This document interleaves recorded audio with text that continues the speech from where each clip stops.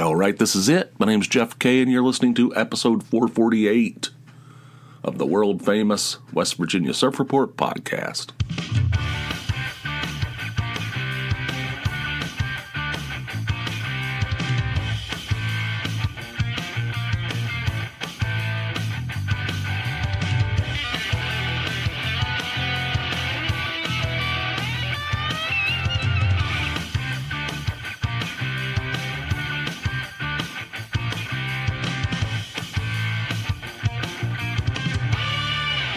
A little bit hefty. Do you ever watch those fake fart videos on Instagram? Do you know what I'm talking about?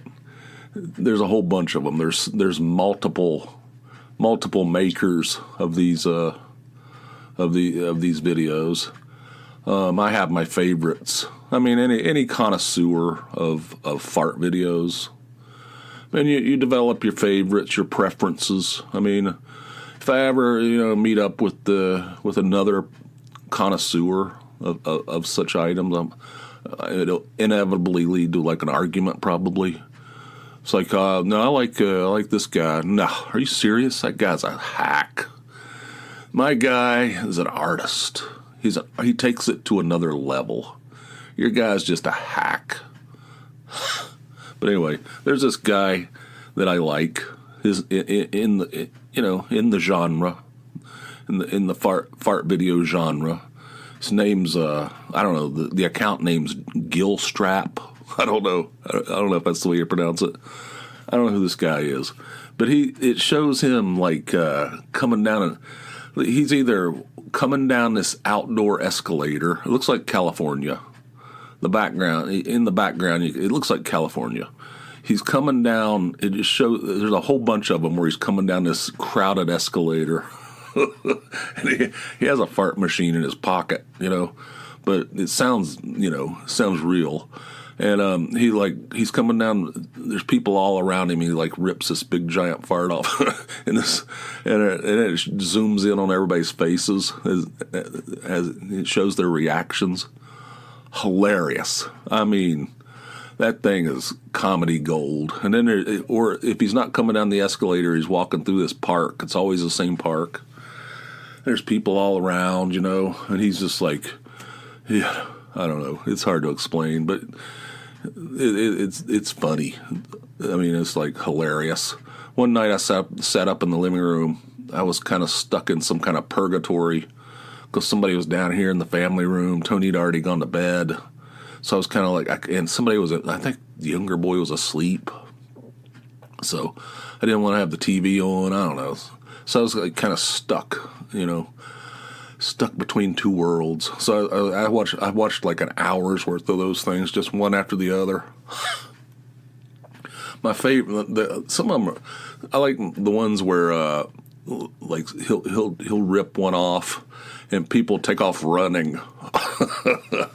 That's hilarious. People take off running like there's an active shooter, I saw one the other night. This woman, like he farts, in that park, and she zipped up her she zipped up her sweatshirt and put her hood up and walked away. Guess she didn't want anything raining down on her, God, it's hilarious. Gilstrap. That's my guy. It's my guy. I'll stick with it. I'm loyal to Gilstrap because he is an artist. I've seen some weird ones. There's one where I've only saw it once, where it's called farting with eye contact. This is like in a Walmart. Like the guy's walking around and he like turns his head and looks at somebody right in the eye. Like, what the hell? That's that's too much. It's really weird. There's a lot of them where they're walking around like Target and Walmart and stuff. And those old black ladies, the black ladies, they're the ones that'll give it right back to you. Like, they're like, that's not fun. That's sick. You're sick. They start raising hell with the guy. Most people just walk away with this look on their face like, I can't believe this just happened. Those old black ladies go on the attack. It's hilarious. Good stuff. And I never said I was an intellectual. Whatever. So anyway, I don't know if you ever watched those. Last episode, in the Patreon episode, I mentioned that my clock here in the bunker died after 20 years of service. And I was complaining about it. I was like, this thing's a piece of shit. What the hell? And I was like, wait a minute, this thing costs like $6.99. And I bought it 20 years ago, probably. And now it's dead. And I'm like, what a piece of shit, But anyway, so the thing was hanging here on the wall. And it's one of those things where I rely on it because I know it's there. I'm always looking over there. It's like, oh, that's right, that doesn't work anymore. Put new batteries in, it doesn't work. It's just dead. Deader than Kelsey's nuts. And so I bought a new one, and the thing ticks. Like the previous one was silent. Clocks are supposed to be silent, right? I mean, this thing has no mechanism in it. Why in the world would they make it to tick like that? It's not like it's some Swiss timepiece. I bought this shit at Hobby Lobby for $9. Like, why? It's designed to tick. You can probably hear it. Can you hear it? That thing's got to go. I mean, I ordered another one. I ordered a new one. So I went on Amazon, and there's all these wall clocks. First of all, a lot of people can't even read a wall clock anymore or read cursive writing, Like young people, like people in their 20s or whatever, they're like, I don't know what that means. I can't, they're not taught to look at Anyway, so I went on Amazon, and there's all these clocks on there, and some of them say silent, or some of them say tick-free or tickless. Like, who in the hell? How would you even thinking about something like that? I didn't know anything about that.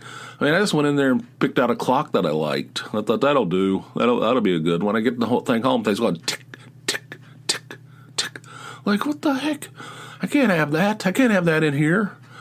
And Tony's like, take it back. I said, that thing costs $9, and we destroyed the packaging. Then we had to tear the thing apart to get the clock out of there. Shit was like bolted in, And so I just bought a new one. I bought a new one off Amazon. It's supposed to be delivered today. And it said silent, tick-free, or whatever the hell, tickless. And I noticed when I was looking at all these clocks, I think I noticed this before, but do you ever notice that in stores and in advertising, when you look at clocks, they're all set to 10 after 10? You ever notice this? It's true. They're all set. If you go to a store that sells clocks, look at them. They're all set to 10 after 10. And in ads, like if you go on Amazon and look at all the clocks on there, 10 after 10. Anyway, that's I don't know. There's probably a reason. Some kind of marketing thing probably. I don't know. 10 after 10. Somebody did some analysis, some sort of a deep dive on clock marketing. And they decided that 10 after 10 was the perfect time to display. That'll make people buy more clocks. Every 20 years I have to replace my clock. The thing's like a $7 piece of plastic. Hang on a second, let me take a hit off this thing. That's some good stuff. I don't know what that is. I think that's at Sam's Club. What do you call that? Members Mark. It's good stuff. So yesterday we had a guy come and work on our yard, clean up our yard, mow it for the first time. Down at my parents' house in West Virginia, they've already mowed like 4 times. We haven't mowed anybody. Nobody up here's mowed hardly. I think everybody might have mowed. They mowed either 0 or 1 time. So we had a guy come out yesterday. He cleaned our yard up. There were some sticks and shit, some leaves.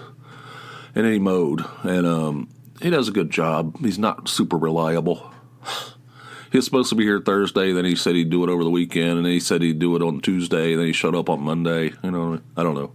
But anyway, he was out there. And I guess old Mama and Papa Half Shirt, what was Mama Half Shirt, our neighbors, she was out there giving him shit about something. It's like every time we have somebody working in our yard, they come out and yell at them. These people are crazy. They think we're the problem. That's the insanity, you know? They think we are the problem. They have an issue with everybody. And she's a nut. You know, she's out there waving a rake at him or something. He sent a text to Toney and said, "No offense, but your neighbors are real Karen." I thought that was hilarious. No offense, like we're friends with those people. God, it's unbelievable. And they're always bitching about our yard because their yard's like a museum piece, and they want everybody else's to be that way. If there's 3 leaves on our yard, they think we're trash over here. You know, look at that. There's 3 leaves out there, and maybe, oh my God, there's a 4th one. Oh God, oh, call the police, call the borough. Wait a second. I'm getting really, my throat's dry. But anyway, so we have a guy out there actually cleaning up the yard, and they're still yelling. That's what they want. They want the yard to be completely clean, of no leaves, and they're still bitching. God, they're the worst. The half shirts. Mama, Papa. Mama's the worst. Papa'd probably be a lot easier to deal with if it wasn't for Mama. Bought Elvis Costello tickets. Going to be playing at Bethlehem. The early songs. Woo, woo, woo. That's the shit right there. That's the best stuff. Those first 5 albums. I think it extends beyond those 5 albums, but I think it goes up through Blood and Chocolate. Songs from albums Blood and Chocolate and earlier. Great stuff. And I'm thinking about buying Nick Lowe tickets. Nick Lowe with low straight jackets. Those guys wear like suits and Mexican wrestling masks. It's his backing band. Thinking about buying tickets for that too. I got some stuff going on, man. I got some shows lined up. You know, speaking of shows, Toney and I went to a show Friday. We went to see John Waite. If you remember correctly, if you remember at all, if you remember me talking about this, he was supposed to be... Well, first of all, I like John Waite. He had that big hit in the 80s called Missing You. Wish he hadn't. Because now he gets lumped in. He's like some MTV guy or something. I don't like that. The guy's a rocker. That guy's like he's a real deal. You know? He's good. He's like been playing for 40 years. You know? And he's like, everybody just thinks, oh, one hit wonder. Some MTV pretty boy. You know, it irritates me. If people don't know who he is, most people don't know who he is. That's the biggest slice of the pie chart. Or if they do know who he is, they just know him from that song. You know, that's the biggest by far slice of the pie chart is I don't know who that is. I never heard of him. And then the second slice is was that guy did Missing You back in the 80s? And then, I don't know, the rest of the pie chart is like people who know him from his 70s band called The Babies. It's a British rock band called The Babies. Had some hits. Minor hits. They didn't have any major hits. But, and then there's I don't know, I guess there's a tiny sliver of people like actually follows his solo career. But anyway, I always liked him. I always thought he was really good. Especially some of his solo records, great. I don't know, the guy, he's better than people think he is. I think he gets I think when you have a big hit, you feel like a one-hit wonder, people get written off. It's better when they have none. It's better when they have no hits. I'm sure he wouldn't want to give up all that income he made off that massive hit in the 80s, but it's better when they don't have any. But anyway, so he is supposed to come up here in Jim Thorpe, this little town not far from us. This place called Penn's Peak, and it's a cool venue, but and it was back in November, I think, and then it got postponed to April, and I was like, what the hell? It's bizarre, but So anyway, we went. It was Friday night. I took Friday off, and Toney and I went. She doesn't go. She's not in. She never was really big into music like me and the boys. She thinks we're crazy, but she went. It was it was fun. We went to that place, and it was it had like this big giant patio. It's a nice place, a really nice place, beautiful up in the Poconos, in that area. So it had this big patio. It's a 2-story patio, and it overlooks like all this, like this valley. It's really pretty. If you went up there in the fall, man, it'd be really beautiful. But it was kind of rainy and misty. It wasn't pouring, but it was misty, And but we sat out. Some of it's covered, and we sat out there and had a beer before the show, and we were just sitting there, people watching, and I was like, look at the age of these people are like 100 years old. What the hell? We were like noticing that everybody there was like really old, like older than us, and we're old. And I was like, the guy. I mean, he's not that. This isn't like This isn't like a big band concert, This isn't like a, Chattanooga choo-choo shit, you know what I'm saying? They're like, what the hell? We're just watching, and Toney was like, look at that woman over there. She's got feathered hair like it's 1982. It's like we were really making all these comments. We're sitting there, and we're eavesdropping on this table of people. And we heard this one woman go, when I in 1981 I saw 1981 I saw Bob Seger and the Silver Bullet Band, 13th row center. 13th row center. She had that shit chambered. She'd told that story 100 times. That's like one of the greatest things that ever happened to her. That's like one of her greatest accomplishments. 1981 I saw Bob Seger and the Silver Bullet Band, 13th row center, and then she stopped. Allowed a room in the conversation for, ooh, wow, 13th row center. It's like she had that shit chamber. And then this other woman was like, she goes, first concert I ever went to was Foreigner with Lou Gramm. Like, with Lou Gramm? What the hell? Anyway, we're just sitting there watching. There's some woman, we're like, look how, we're the youngest people here. And right when we said that, somebody went by with a cane. No, somebody walked by with a cane. And I was like, what the? So, we were yucking it up. We had 2 beers each, cost $40. Like, what the? So they were $10 each. That's a little expensive, I don't know. Maybe I was one of the oldsters.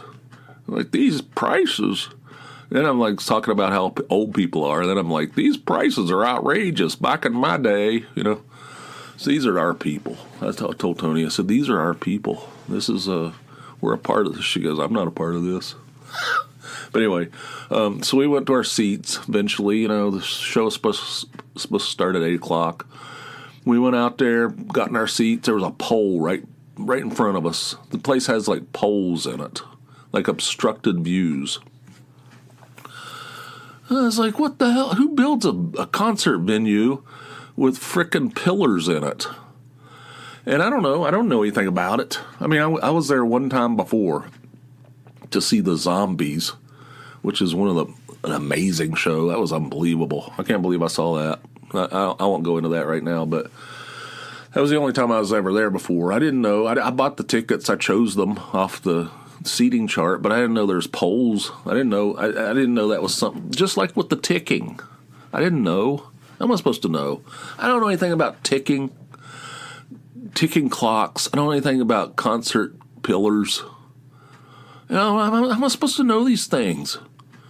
You know them by experiencing them. So next time, if I ever go back to this place, I'm Mister. But anyway, there's a pole, and it obstructed part of our view. Like, you could see most of the stage, but you had to like tilt. Sometimes you had to like tilt to the left to see the guy. I was like, what the? They had an opening act. This guy I remember from back in the Peaches days. His name's Jeffrey Gaines. He just came out with a guitar, just himself, and he's pretty good. I didn't know any of his stuff, but he was good. He seemed like a good guy.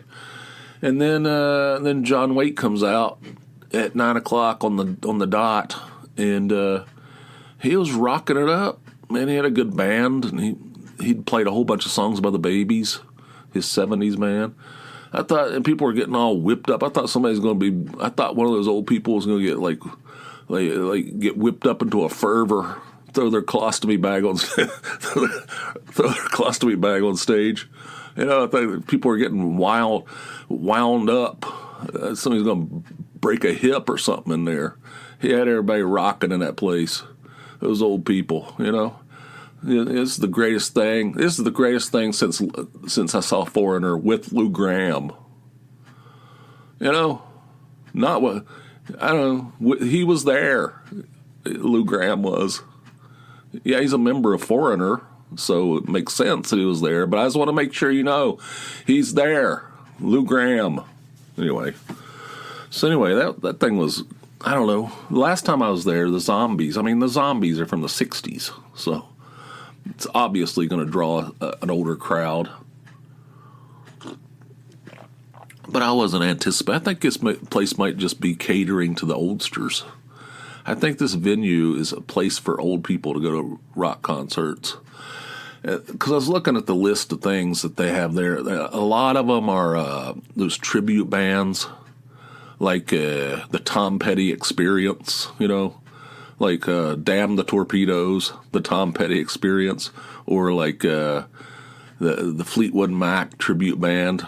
Toney is looking at the thing, like there's going to be a Fleetwood Mac tribute band here in a few weeks. I said, let me guess their name. Tusk? She goes, yep. You can usually guess their name. And Tusk. And I don't know, there's a whole bunch of them. Like the Dolly Parton tribute concert. Dolly Parton and Kenny Rogers. Like, who the hell would go to that? And I don't know, the Happy Together tour featuring Flo and Eddie of the Turtles and people like that. I don't know. I think it might just be a venue for old folks. That's fine. They were getting into it. It's a good show. He goes, this one point, he goes, this next song is by the Babies. It's about blowjobs. Everybody's like, oh. Anyway, so that was good. That was fun. The guy's good. I like the guy. I like John Waite. Big fan. I watched a documentary about him not too long ago. Damn good. That guy's the real deal. He's not some stupid ass pretty boy 80s pinup lightweight. That guy's the real rock and roll deal. All right. See what else. Let's see if I have anything else. No, I do have 4 calls that came in to the hotline. So let's get to those right now. This first one is from I don't know. It's from Chris in Atlanta. Have you called before, Chris? Feels like you have. In any case, Chris from Atlanta right here. Hey, Jeff. Chris from Atlanta. Just got through listening to the latest episode. I just wanted to say I thought Toney's idea for her cremation was top-notch. That's great. Well, a few logs of hickory in there with the body. That's going to create quite a stir at the memorial service. Everybody's going to have pulled pork sandwiches on their mind. The way I want to go, the way I want to be memorialized, I should say, is I don't remember where I heard this. It may have been a comedian or whatever, but he nailed it, and I loved it, and I want it. He said when he dies, you're going to have someone have his head cut off and have the flesh stripped off the skull. Going to cremate the parts, then into ash. Have that ash pressed into 2 diamonds. Place the diamonds in the orbital sockets of the skull, and place that skull on the family mantelpiece. That way he's always present for a family game night, drinks with friends, watching the TV, whatever. He's always there watching. I just thought that was the best way. And if I could find someone to do that, I would do it. That seems like the greatest. Anyways, it was a good show as always. Appreciate your hard work, man. And we'll talk to you later. Bye. Well, that's very disturbing. I don't know. I like your idea. And I appreciate the kind words about Toney. She wanted to be cremated, hickory smoked. She wanted to go for a hickory smoked cremation. I thought that was pretty funny, but but your idea is interesting and disturbing. I can just see a skull sitting up on the mantle, just staring. That's Daddy's skull. Oh my God, the thing's following me everywhere I move in the room. Its eyes are following me. But it's an interesting concept, but also, terrifying. But I don't like they strip the skin off. Good Lord! But that's an interesting thing. If you guys have any ideas of what you're going to do after you're gone, do you have any? The guy from Perubu, Dave Thomas. Dave Thomas, not the Wendy's. This band from Ohio called Perubu, kind of underground, bizarre. Some of their shit is bizarre. I saw them once; they were great. But Dave Thomas, he died recently. He said he wanted his body to be thrown into a barn. That was his wish, not his ashes, mind you. He wanted his body to just be thrown into a barn on his property. Like, what the? That's bizarre. But anyway, if you have anything, give us a call like Chris did. It's a good idea, Chris. Also, very creepy. But I appreciate that.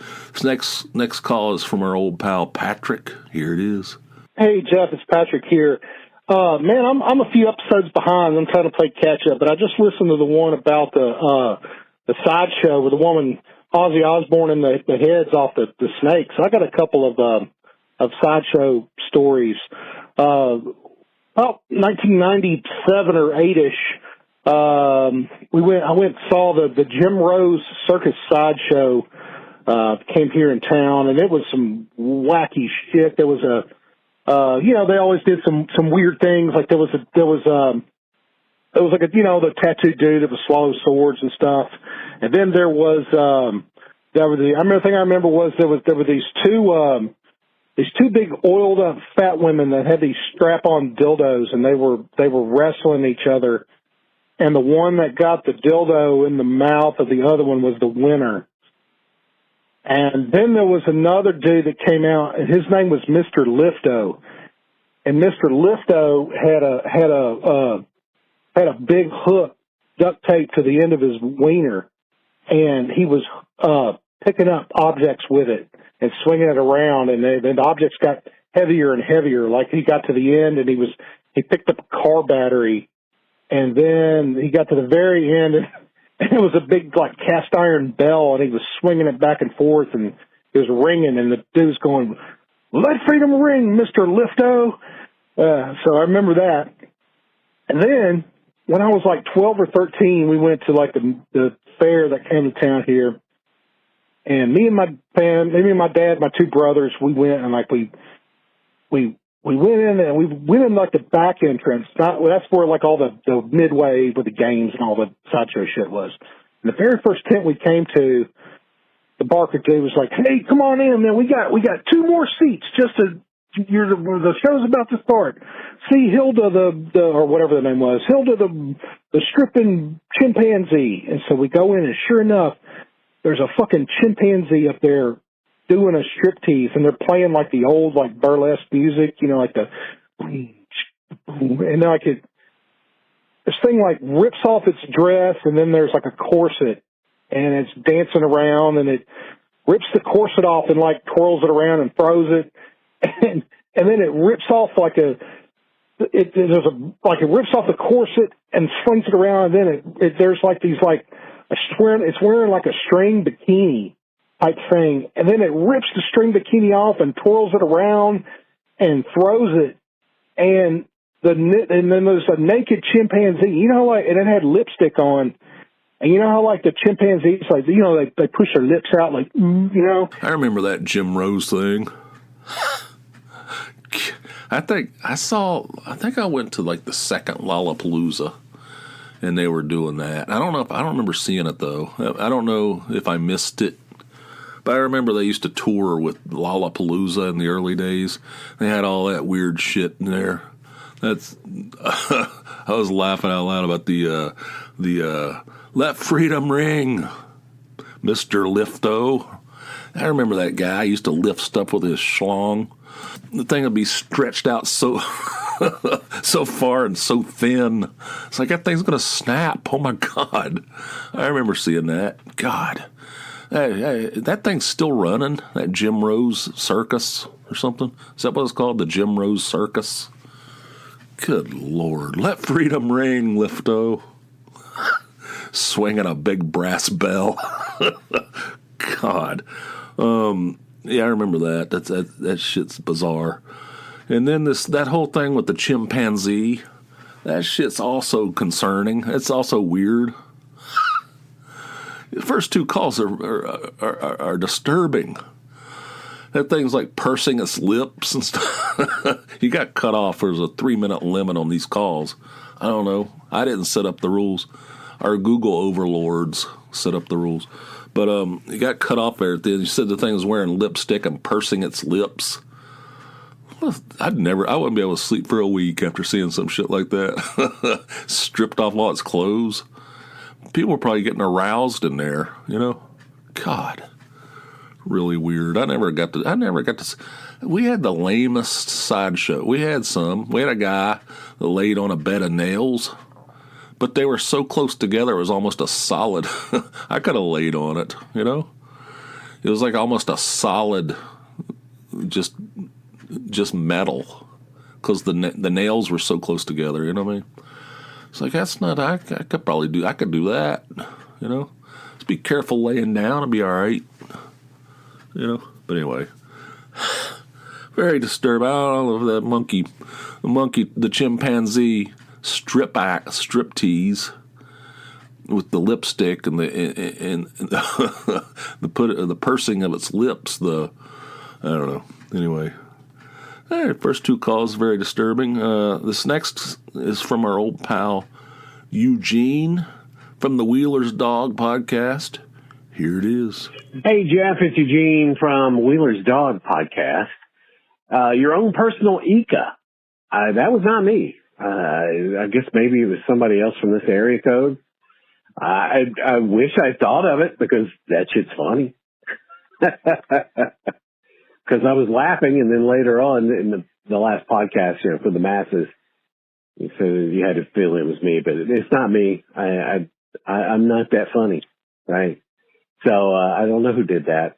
And a little thing with Jason.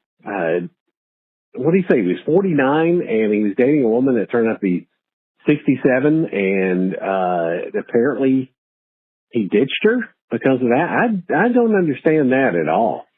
You know, that's kind of like the old enough to pee, old enough for me, but in reverse. I don't quite understand why he would have a problem with that. I mean, obviously he was surprised to find out, so she apparently looks younger, and I suppose that they have had the sex.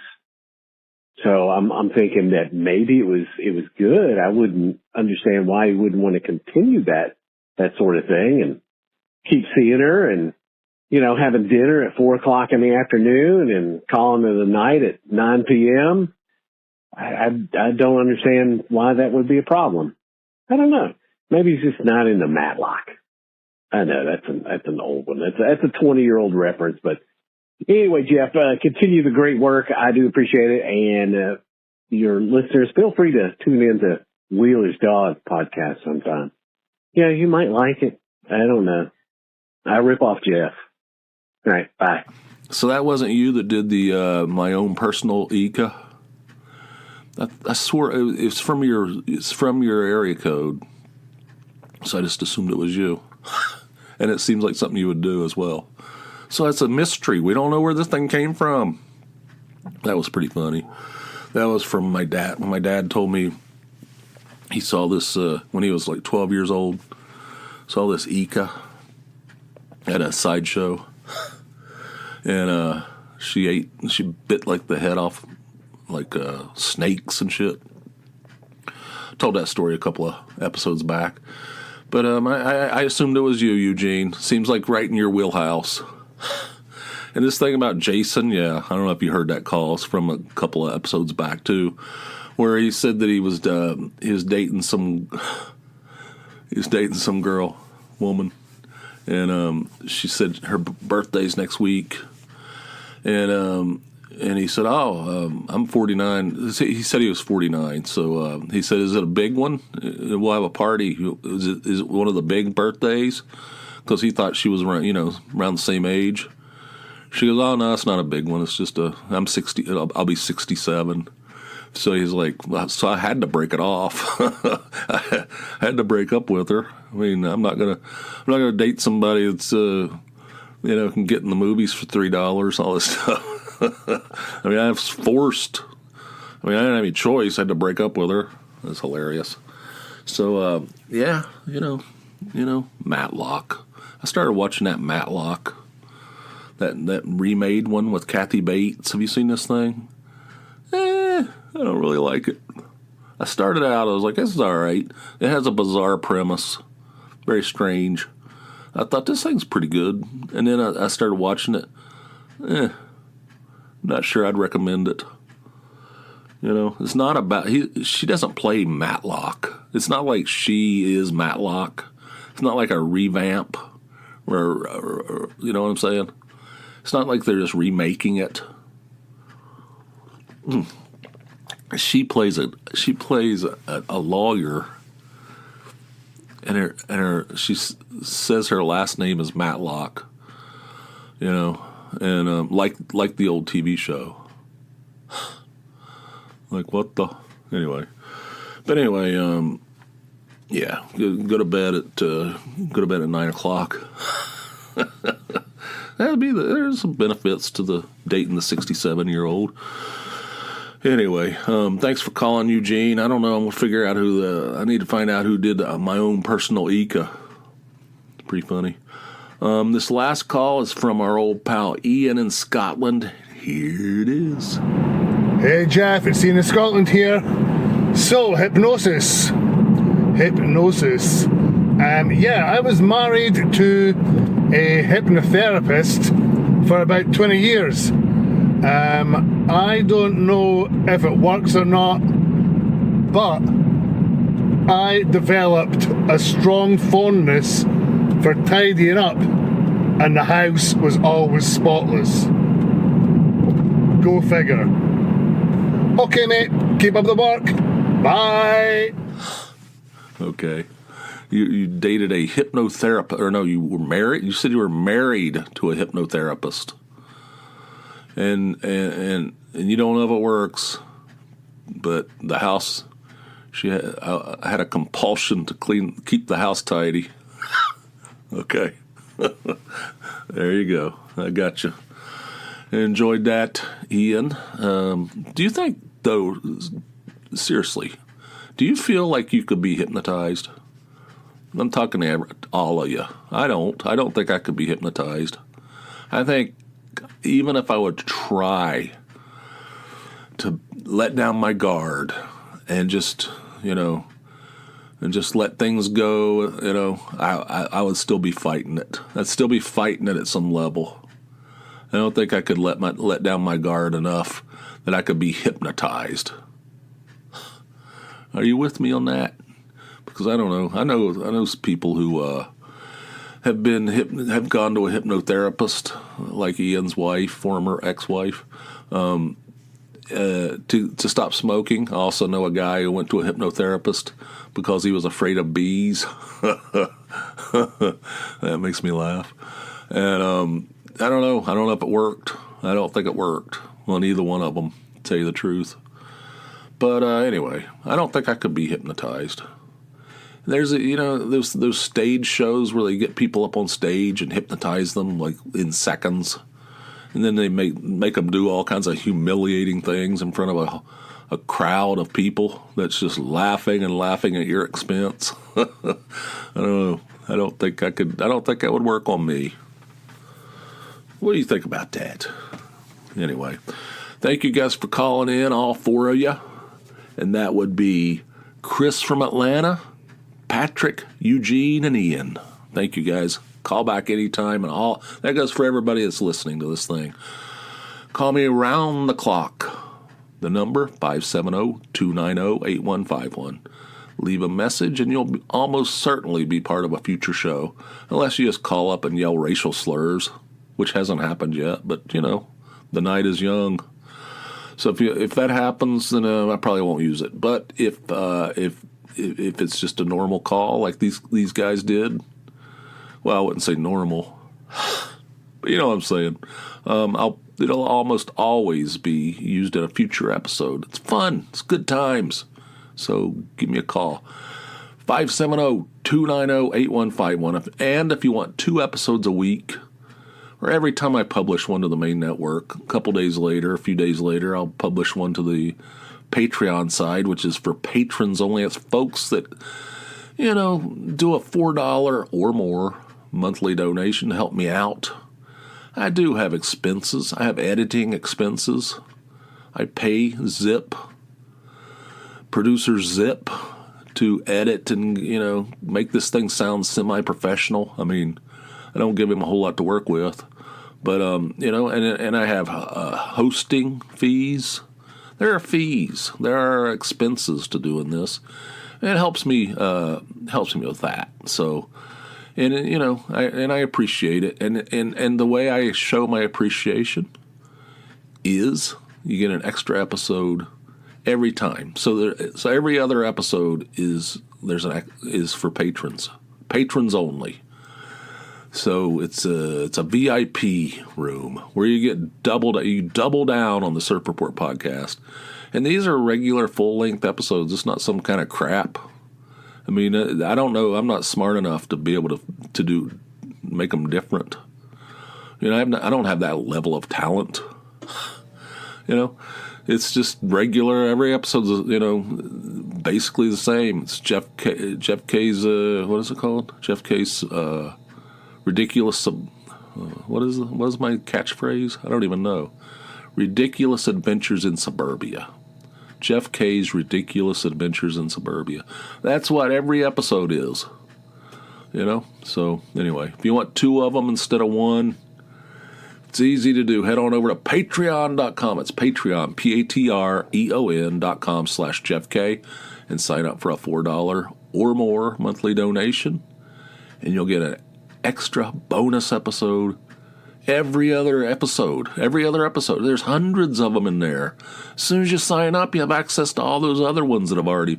I mean, there's a rich vein of ridiculousness running through that thing. So if you want to access it today, you can do it. Patreon.com/JeffK. And Surf Report Pod is the web home of the podcast. You got a bunch of pictures and stuff, support materials, links, stuff like that. It's a website where I have all the podcast episodes listed there. So check that out as well, surfreportpod.com. And we're at the end of this thing. Thank you guys for listening. Until next time, which will be over on the Patreon side, hope you guys have yourselves a fine, fine day. I'll see you.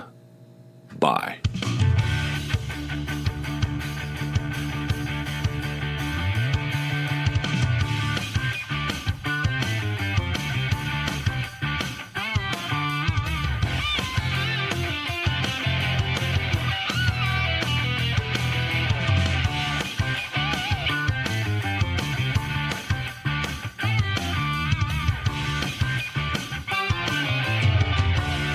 These 2 big oiled up fat women that had these strap-on dildos